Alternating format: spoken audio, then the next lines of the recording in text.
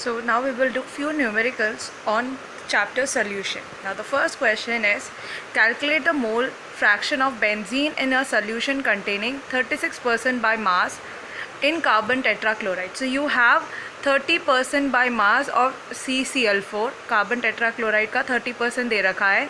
So what does that mean? That means 30% means 30 gram of benzene is in 100 gram solution. तो solute का mass WB 30 ग्राम है, solvent का 70 ग्राम है. benzene solute है, molecular mass of benzene is 78 gram mole to the power -1, and that of WA what it is 70 ग्राम. इसका molecular mass MMA है, which is equal to CCl4 है. Carbon tetrachloride has a molecular mass 154 gram mole to the power -1. Now the mole fraction of benzene is equal to the number of moles of benzene divided by the number of moles of benzene plus the number of moles of carbon tetrachloride.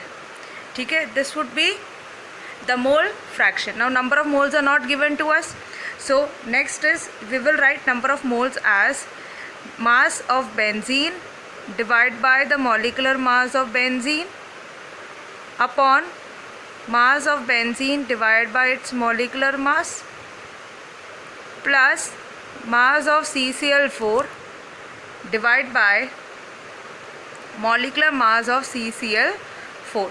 So substituting all these terms, we get 30 divided by 78 upon 30 divided by 78 plus 70 divided by 154. ठीक है, and when we solve this, we will get this as 30 into 154 divided by 30 into 154 plus 70 into 78. ठीक है, simplify कर लेंगे, LCM वगैरह सब लेकर. You will gate 4620 divide by 10080 and the mole fraction is 0.458. So the mole fraction of benzene C6H6 is 0.458. And if it was being said to find the mole fraction of CCl4, then it would be -1 minus 0.458, which is equal to 0.542. So this is how you do the mole fraction. Now next question is, calculate the mass of urea required in making 2.5 kilogram of 0.25 molar aqueous solution. So आपको 0.25 kg दे रखा है, आपको मास दे रखा है, ठीक है, और molality बता रखी है, that is 0.25 molar aqueous solution. So mass of solution, what is the mass of solution? Solution कितना है? 2.5 किलोग्राम विच इज़ 2500 ग्राम. ठीक है, and what would be the mass of solute? Solute का मास कितना होगा?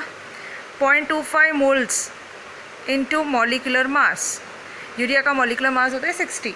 सो you will have 15 gram per kg of solvent. तो 1 kilogram solvent has 15 gram of urea. ठीक है, ये मोलालिटी से है. तो 2.5 kilogram that is equal to 2500 gram of solution. ये सोल्यूशन का मास दे रखा है. तो टोटल मास कितना हुआ? Total mass of solution is 1000 ग्राम पर सॉल्वेंट kg. तो 1000 gram plus 15 gram 1015 gram is given to us. तो 1015 ग्राम solution contains 15 gram of urea. Therefore 2500 gram of solution will contain 15 into 2500 divided by 1015 gram of urea, and that is 36.94 gram. So this is what you need to find. Now the third question is, calculate the molality and molarity mole fraction of Ki if density of 20% mass by mass aqueous Ki is 1.202 gram per ml. So you need to find molality, molarity and mole fraction. So the first term that we are going to find is molality. ठीक है, molality is number of moles of solute upon mass of solvent, this should be in kilogram, ठीक है, नहीं है तो ये 1000 से। अब number of mole directly given नहीं है, सो you will write WB upon molecular mass, given mass upon molar mass will give you number of moles into WA, ठीक है। अब क्या डायरेक्टली हमें ये सारे टर्म्स दे रखे हैं, we shall see. We are given with 20% solution, 20% aqueous solution. What does that mean? 20 gram of solute, so WB is present in 100 gram of solution. तो WB पता है, WS पता है, तो WA कितना होगा? Therefore mass of solvent is 100 minus 20 which is equal to 80 gram, ठीक है। अब ये किसका है? KI का। What is the molecular mass of KI? KI as a molecular mass, potassium का मास 639 and iodine 127, that is 166 gram mole to the power minus 1. So you got the molecular mass of KI. So molecular mass of KI we have.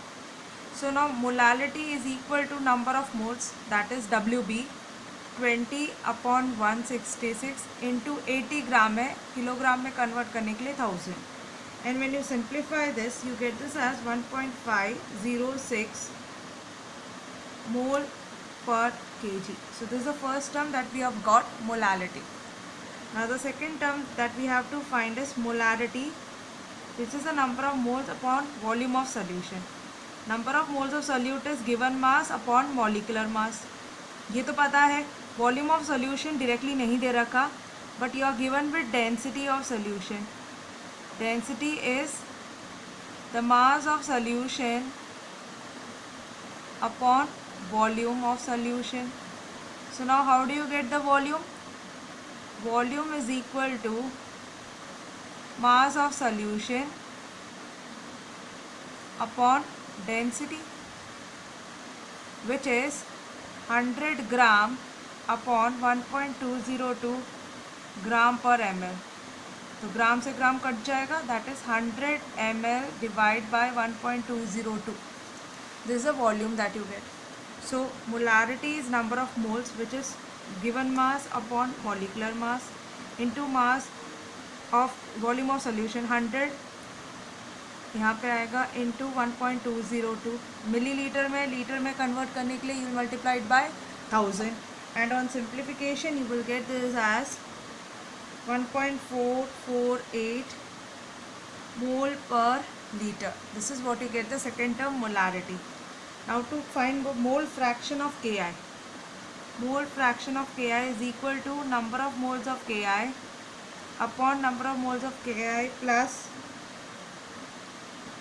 number of moles of water. aqueous solution है तो water है. number of moles is equal to given mass upon molecular mass. So you have another equation for this. You have number of moles, and also mole fraction can be calculated by molality, which is also equal to molality upon molality plus 1000 upon molecular mass of solvent.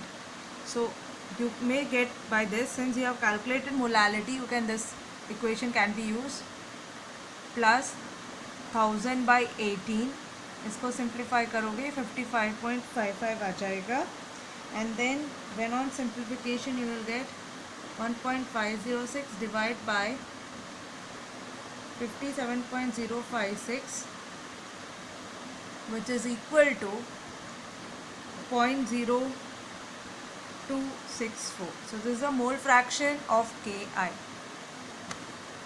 Now the next question is, the vapor pressure of pure liquid A and B are 450 and 700 mm Hg at 300 Kelvin respectively. Find out the composition of liquid mixture if the total vapor pressure is 600 mm Hg.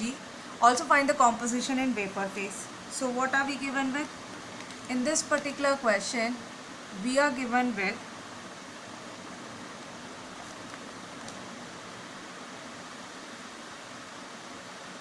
P0A. P0A कितना दे रखा है? 450 mm, and P0B 750 mm, and total pressure 600 mm. This is what we are given, and we know that PA is equal to P naught A XA and PB is equal to P naught B XB. And total pressure, if you know P naught A and P naught B, हमारे पास एक equation है P naught A PT is PA plus PB, which is equal to P naught A XA plus P naught B XB. XB को XA के terms में हम replace अगर करें, so you will have P naught A XA plus P naught B into 1 minus XA. This is PT. So PT is equal to, when I substitute the values, I can get the mole fraction. P naught A भी है, ये simplify कर लो, ये हो जाएगा P naught A XA plus P naught B X minus P naught B XB. XA हो गया फिर. PT कितना है 600. P naught A 450 into XA plus 750 minus 750 XA. So when you find XA, from here XA is equal to 0.4. तो XB कितना होगा 0.6. So the mole fraction of the two component we got in the solution. ठीक है, और ये कौन से phase में था? In liquid phase. Now to get in vapor phase, we know that in vapor phase YA is equal to PA upon PA plus PB, which is equal to P naught A XA upon P naught A XA plus P naught B XB. So on substituting the value, 450 into 0.4 divide by 450 into 0.4 plus 750 into 0.6, we get the mole fraction of A in vapor phase as 0.3, and YB is 1 minus YA, which is 0.7. So in vapor phase you will get the mole fraction. Now the next question is, the boiling point of water is 750 mm Hg in 750 mm Hg अगर pressure है तो boiling point है 99.63. How much sucrose is to be added to 500 gram of water such that it boils at 100 degree Celsius. So sucrose add कर रहे हो तो salute आपका sucrose है, विच इज़ C12H22O11. तो molecular mass of solute sucrose is 342 gram mole to the power -1. Fine. Now delta TB is the boiling point of solution minus boiling point of pure solvent. Water pure normal होता है तो वो 100 degree पर boil करता है. ठीक है, अभी बॉइलिंग पॉइंट कितना दे रखा है सॉल्वेंट का? It is 99.63. So what is the elevation of 0.37. So WB निकालना है, how much sucrose is to be added. So you need to find WB. तो WB फाइंड आउट करना है. You need to find, you know delta TB is equal to WB KB WB 1000 upon molecular mass of solute into WA. KB water का molar elevation constant होता है 0.52. WB is don't know, we don't know WB पता नहीं है, into 1000 divide by molecular mass 342 into WA, which is 500 gram. So what is WB? WB is 0.52, और I can tell WB को rearrange करोगे तो ये क्या हो जाएगा? Delta TB, which is 0.37 into 342 into 500 divided by 0.52 into 1000. ये इसमें 2 times जाएगा, ये इसमें जाएगा 171 टाइम, ये पॉइंट पॉइंट कट जाएंगे. सो you have 171 into 37 divide by 52 which is equal to 121.67 grams. So when you add this much gram of solute, you get the answer. Now the next question is, an aqueous solution of 2% non-volatile solute exerts a pressure of 1.004 bar at normal boiling point of the solvent. तो आपको क्या दे रखा है, pressure दे रखा है जब non volatile solute add हुआ है, और नॉन वोलेटाइल सोल्यूट कितना ऐड हुआ है, 2%, और मॉलिक्यूलर मास निकालना है. तो you are given W B 2%, यानी कि 2 gram of solute in 100 gram of solution. तो दैट इज डब्ल्यू एस. ठीक है. And exerts a pressure of 1.004 bar. तो आपको पी ए दे दिया. पी ए यानी कि सोल्यूशन का प्रेशर कितना है, 1.004 बार.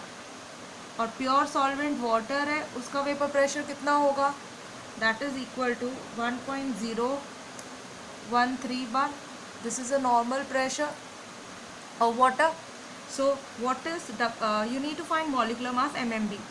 तो रिलेटिव लोवरिंग की इक्वेशन है P naught A minus P A upon P naught A is equal to X B, which is equal to N B upon N A plus N B.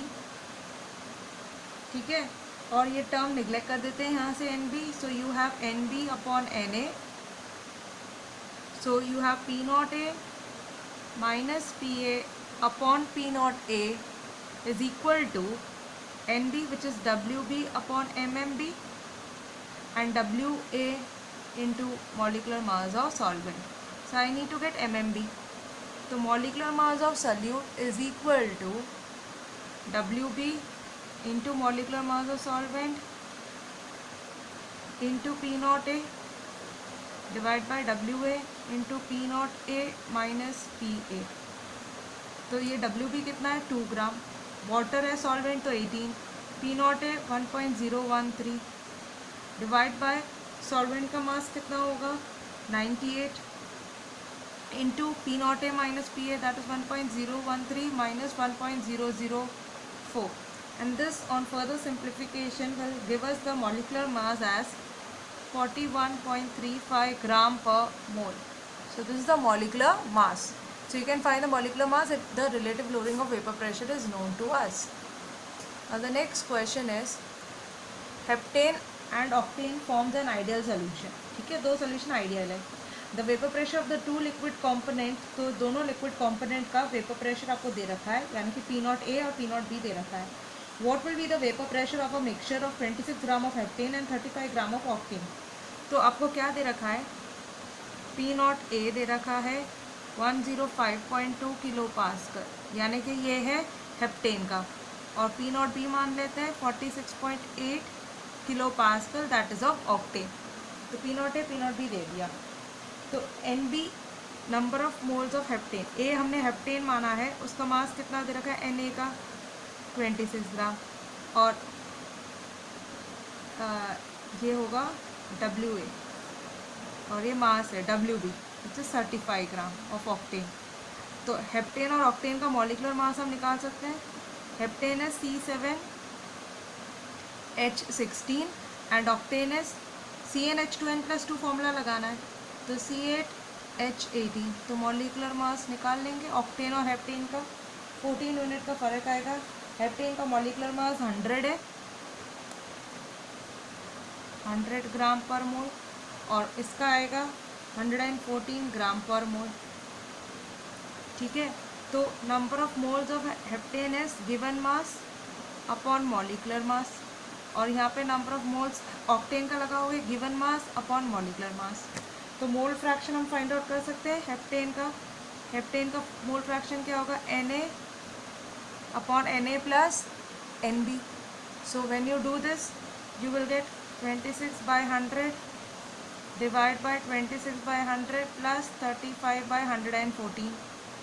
When you simplify this taking LCM, you get 0.458 as a mole fraction of heptane. तो octane का कितना होगा, octane का होगा 1 minus XA which is equal to 1 minus 0.458 which is 0.542.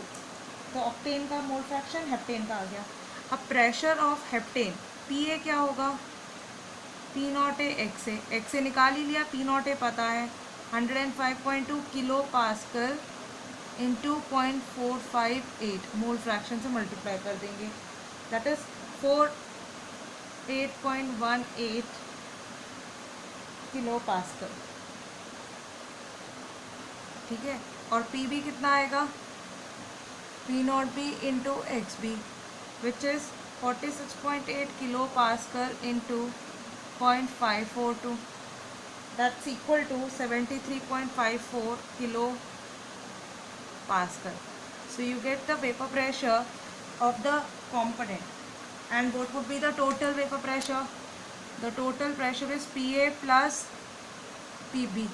So you add 48.18 and 73.54, you get that as, sorry, ये जो octane है वो 25.36 किलो पास्कल है, और इन दोनों का ऐड कर दो 48.18 and 25.36, you get 73.54 kilo Pascal. So this is how you do such questions. Now the next question is calculate the mass of non-volatile solute. Molar mass given है 40 gram per mole, which should be dissolved in 114 gram of octane to reduce its vapor pressure by 80%. Vapor pressure 80% से reduce हो रहा है. So you are having the equation P naught A minus PA upon P naught A as XB. ठीक है. और XB क्या है, given mass upon molar mass upon given mass of solute upon molecular mass plus given mass of solvent to its molecular mass. ठीक है. इस तरह से फाइंड आउट करते हैं. तो प्रेशर 80% रेड्यूस हो रहा है. इनिशियल अगर 100 है तो 80% रेड्यूस हो गया. तो P not A is 100, PA is 80. ठीक है. 80% रिडक्शन हुआ है प्रेशर का. तो XB WB कितना है, ये WB है. मॉलिकुलर मास ये 40, यहाँ पर भी हम ये ले लें WB upon 40 plus it is 114 upon molecular mass octane का कितना है 114. So when you simplify this I get as 1 plus WB by 40 and I get this as 20 by 100 is equal to WB by 40. ठीक है. और यहाँ पर भी 40 आ जाएगा, तो ये जाएगा WB plus 1 डिवाइड बाई 40. ये कट जाएगा, ये कैंसिल आउट हो जाएगा, तो यहाँ पे क्या आएगा 40 आ जाएगा. ठीक है. LCM लेंगे, कॉमन आ जाएगा. So you have this as 40 cut गया, so this will be 1/5. So I get WB plus 40 is equal to 5 WB, और 40 is equal to 4 WB. That means WB is equal to 10 gram. So you get the mass of the solute. Now next, a 5% solution by mass of cane sugar in water has a freezing point of 271 Kelvin. तो cane sugar 5% solution है, तो उसका freezing point उस solution का 271 kelvin दे रखा है. The freezing calculate the freezing point of 5% glucose in water. Glucose का solution है 5%, तो उसका फ्रीजिंग पॉइंट क्या होगा अगर प्योर वाटर का 273.15 है. So initially in case 1 cane sugar के लिए I have given TB which is 271. TB naught pure water होता है which is freezing point. Sorry TF है, ये TF, ये TF नॉट है विच इज़ 273.15 केल्विन. तो डेल्टा TF क्या होगा KF into M, and it is also equal to TF naught minus TF which is 273.15 minus 271. So that gets equal to 2.15 as delta TF. ठीक है. And for cane sugar delta TF is equal to KF into WB upon molecular mass into WA into 1000. This is for cane sugar. Cane sugar के लिए delta T F है 2.15, के F रहने दो water का है 5 ग्राम, और के एफ किसका है, केन शुगर का molecular mass 342 into 1000 upon WA, this would be 95. So I have this equation 1. निकालना किसका है, ग्लूकोज का। ग्लूकोज का डेल्टा टी एफ नहीं पता, let that be delta T F. ये हो गया K F WB 1000 upon molecular mass into WA। ये डेल्टा टी एफ मुझे पता नहीं है, डेल्टा टी एफ ही रहेगा। ये के एफ वाटर का है, के एफ यहाँ पर भी 5% है, इट्स 5 अपॉन बट 180, ग्लूकोज का मॉलिकुलर मास 180 होता है, दिस इज़ 1000 और बाकी का 95 सॉल्वेंट है। तो इक्वेशन 1 और इक्वेशन 2 मुझे मिल गए। ये केन शुगर की है और ये ग्लूकोज की है, तो ये सॉल्वेंट का के एफ होता है, तो दोनों में सेम है, तो कैंसिल आउट हो जाएगा। So now what do you get is when I take equation 1 divided by equation 2, I get this as 2.15 divided by delta TF is equal to KF 5 upon 342 into 1000 divided by 95. Denominator KF 5 upon 180 into 1000 upon 95. ये term cancel, ये term cancel, ये term cancel. So what do you get? 2.15 divided by delta TF as equal to 180 upon 342. So what about delta TF? On simplifying, delta TF is equal to 4.085 Kelvin. So the freezing point, depression and freezing point for glucose I got as 4.058. तो solution glucose का जो delta TF है glucose के लिए, ये भी TF naught minus TF होता है। मुझे TF डेल्टा TF पता है, TF नॉट पता है, तो TF क्या होगा, तो TF is equal to TF naught plus delta TF, which is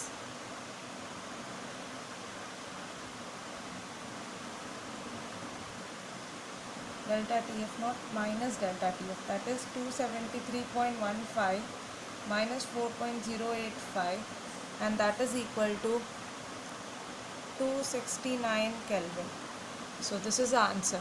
So this is how you calculate, दो solution का given था तो एक का हमने find out कर लिया।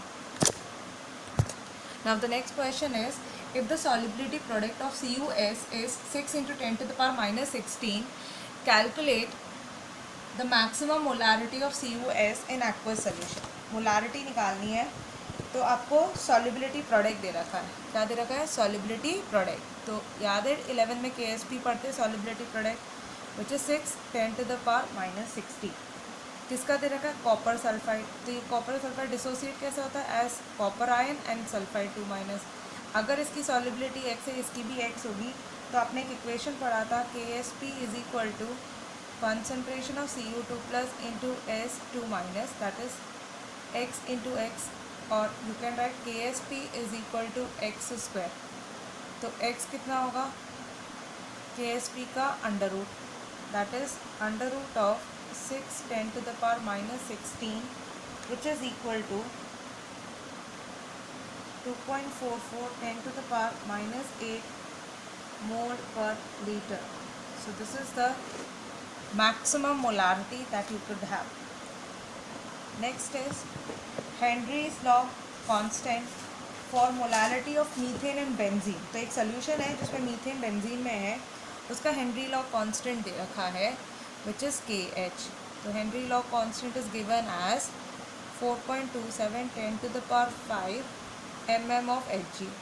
You need to calculate the solubility of methane in benzene at 298 Kelvin under a pressure of 760 mm. So the partial pressure is given 760 mm of Hg. So we know the partial pressure of the gas is equal to Henry's constant into the mole fraction of the gas. So the mole fraction of the gas is equal to the partial pressure of the gas upon Henry's constant. So what it is? It's 760 divided by 4.27 10 to the power 5, which is equal to 1.78 10 to the power minus of 3. तो mole fraction मुझे gas का मिल गया। तो mole fraction of methane is equal to number of moles of methane upon number of moles of methane plus number of moles of benzene. ये तो होता है मोल फ्रैक्शन। अब नंबर ऑफ मोल्स निकालने हैं, मीथेन को बेंजीन में लिया है, तो benzene is solvent, so number of moles of benzene is much much much greater than number of moles of methane. तो इस टर्म को निगलेक्ट कर देंगे डिनोमिनेटर से।